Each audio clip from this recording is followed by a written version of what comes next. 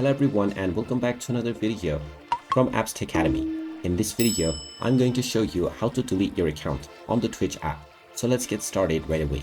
First of all, open up the Twitch application on your device. And if you haven't logged into your account already, proceed forward with your email address and your password.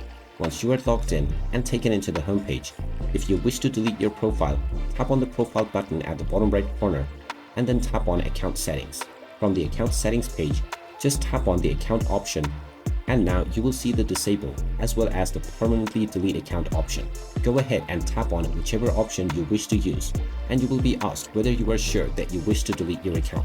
You may also provide a reason, which is entirely optional.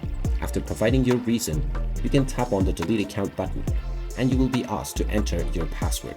Type in your account password and then tap on the next button and now this will log you out from your Twitch account and your account will be scheduled for deletion.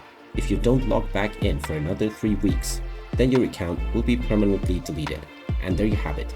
That is how you can delete your account on Twitch. If you find this video helpful, make sure you hit that like button and subscribe to our channel if you haven't done so already. Also ring that notification bell to never miss another update from us. Thank you for watching and I will see you again in the next video.